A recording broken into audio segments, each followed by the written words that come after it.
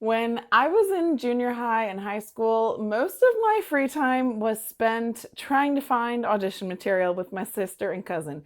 We would be listening to Music Girl Theater anthologies and putting in the CD, and it was good times. But it was a lot of work. And there's a fair amount to the full musical theater audition process. So, this video I wanted to have for students who are new to the process or just want a clear breakdown list with some tips thrown in the midst. And drama teachers, directors, I've made this so that it's ready to go and you can send it to your students if you think it would be helpful. Be sure to subscribe to Much Ado About Drama because I post all things theater, so you never want to miss a video. If you are looking into auditioning for a musical, whether it's your first time or your 15th time, this video is going to be your step-by-step guide. Let's get started. First step in preparation, what do you bring to your audition? Number one is sheet music in the correct key. So look at what the audition tells you. Oftentimes it's 16 bars, which is about one verse, 32 bars, which is a verse and a chorus, or they might say 16 to 32 bars, where it's a little bit more flexible that way. So just be sure to pay attention to that. Ideally, you have cuts available for both if they ask for 16 or 32. So you have one where it's just that kind of end, shows off your voice the most, or if they want a little bit more, you have the verse and the chorus. I do have linked below also a free audition materials guide that will help you find the right audition material for both musicals and plays. You can find that below. With your sheet music, be sure that you are clearly marking your music. So use a pencil and you draw a big bracket to mark the start point of your music and the end point of your music. And it also needs to be in the correct key. You do not want to go up to the accompanist and ask him or her to change keys right there in the moment. Make sure your sheet music is in the right key. Later on, we'll talk about where to find music and even some resources for changing music into the key that you need. Okay, so we got our sheet music. Next, we need dance shoes and dance clothes. If there's any kind of dance audition, or if there could be, you want to make sure you are prepared. Ideally, you're coming to the audition with either jazz shoes or character shoes, and make sure that you're in comfortable clothes that you can dance in. So what I would oftentimes like to do if it was a singing call and a dance call at the same time is I would wear a dress with leggings so that I didn't have to change. I was prepared for both the dance and the singing audition at the same time. Sometimes they might be held different nights. Sometimes you can either do a dance call or a singing call. It just depends on the musical, depends on the program. So be sure you are paying attention to what you need. But make sure you're not wearing jeans. Ideally, not just tennis shoes, especially if you're going into a dance studio. They might say, oh, you got to take those shoes off, and then you're barefoot, and that can just be uncomfortable. So invest in some dance shoes if you know you're going to want to make theater auditions and musicals part of your life. All right, headshot and resume. So this is a good thing to have for any community theater audition, especially if they don't know you very well. For schools, it's not a bad thing to have. I, as a drama teacher, never specifically required it of my students because I knew the students pretty well because it was a small school, and also I had an extensive audition questionnaire that gave me the information that I needed to know about their past experience and everything. But it's just a good thing to have. I'll do a separate video all just about headshots and resumes. But basically, you want it to be a nice, clear shot of yourself that looks like you. And as you get more and more into theater, you might want to invest in a professional headshot and all of those things. But for kind of your early on basic audition, nice natural lighting in portrait mode that is something that isn't so glammed up that it doesn't really look like you. The idea is you want it to really clearly look like you so that you can be remembered after the audition when the casting team is trying to figure it out.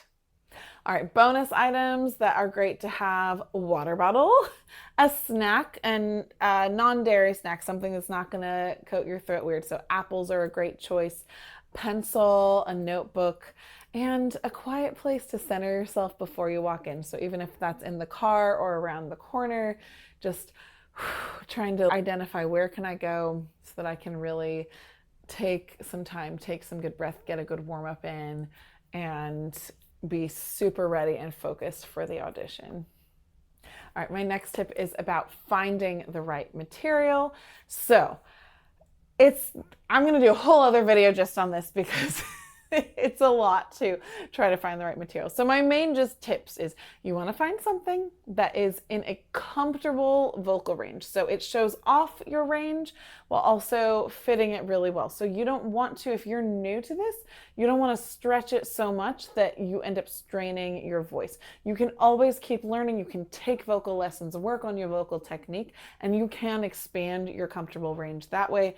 But you want to make sure that it is something that's going to show off your voice. Okay, and ideally it matches the style of the show. So if you're auditioning for Sound of Music, which is a classical musical, don't do something from Mean Girls like a pop musical. You want to do something from a classical musical, right? Ideally, you're also avoiding super overdone songs. So if there's something really popular from Hamilton or Hadestown or Les Mis, those aren't the super ideal choices.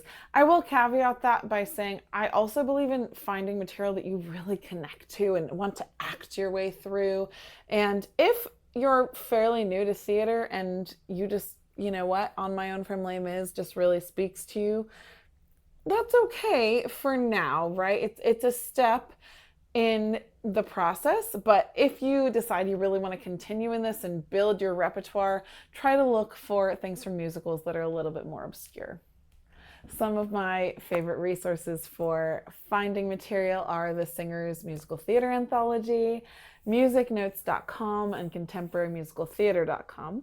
Specifically, musicnotes.com is a great one because you can choose the key, right? So you buy the music and it allows you to print it for your personal use, and you can listen to the key, and it has a little thing where it like plunks out the piano for you so you can hear it and you can sing along with it and decide what key suits you best.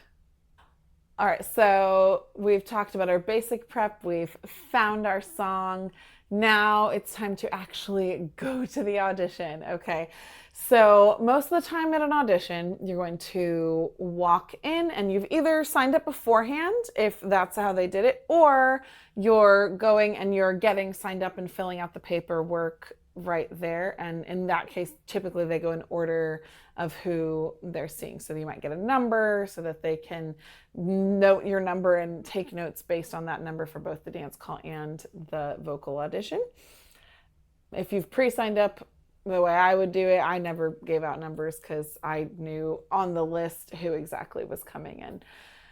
Either way, you're going to, there's typically some kind of check-in table. So you're going to go and talk to the stage manager. And remember, the whole time you're auditioning, from the moment you, even before you step out of your car, when you're in the parking lot, it's part of the audition. So be kind and be respectful, ask appropriate questions, and be polite as you sign in and fill out all the paperwork they need. Come prepared with any conflicts if you haven't pre-filled out the audition paperwork. So conflicts are anything that would make you unable to attend a scheduled rehearsal. So if you have an appointment, if you have a recurring thing that you do every week, you want to report those before the audition actually happens on your audition material. Okay. Then you walk into the actual room. So let's talk specifically about the vocal audition. So you walk into the room, the audition panel is going to be there, and you're going to say hi to them, and you're going to go over to the accompanist and show your score and just briefly show them the start-stop place that you've very clearly marked already and give a little bit of a tempo. And so if I am doing I Can't Say No from Oklahoma, I'm going to go over and just show my material, and then I'm going to say, okay, it's going to be like, I'm just a girl who can't say no. Just give like a measure or two of the tempo. And then you're going to walk and stand before the audition panel. Oftentimes there's a piece of tape or something to indicate where you should stand. If it's not there, you can just ask, pick a place to stand and say, is this an okay spot to stand? And they will let you know if that's good. You don't want to be so close to the table that you're breathing right on them. You want to be back a little bit so they can really see you and take in your full audition. And then you are going to confidently slate. Okay, so slate is just your introduction.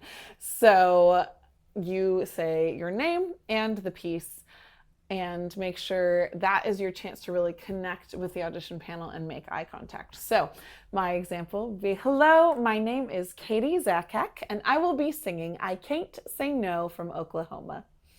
And then the piano player starts and you confidently sing your audition piece.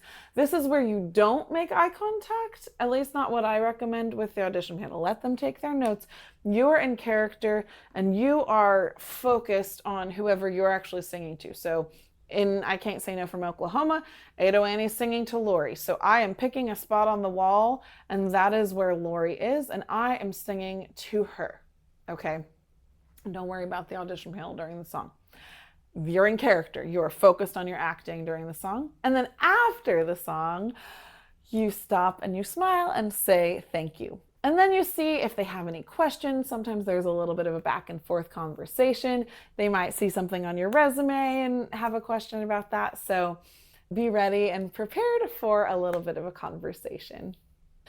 All right, just some last few rapid fire tips before I wrap up the video. What to wear. People think, should I dress as a certain character or dress in costume? I do not recommend that.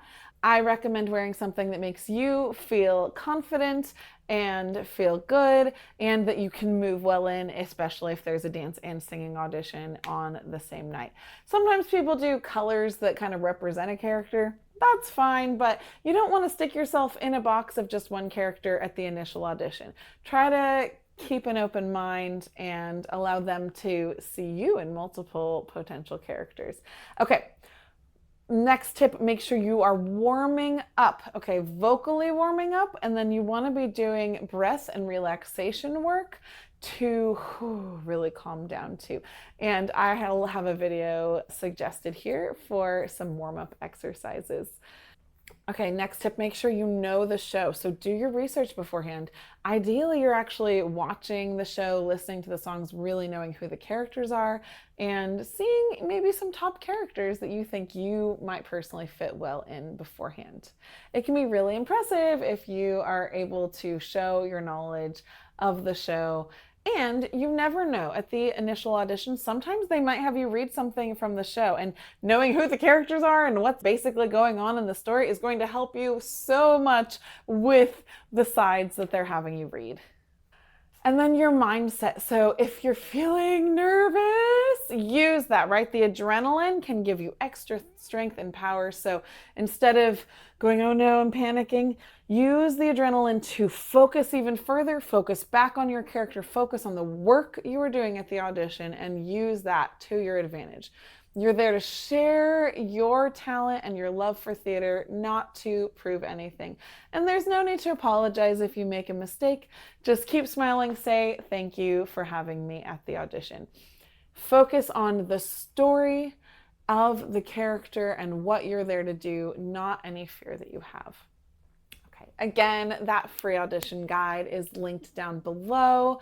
Auditioning can feel huge and really nerve-wracking, but I hope that going through the process like this and giving little tips along the way will help you feel grounded and confident at your next audition. Happy auditioning, happy acting, and break a leg!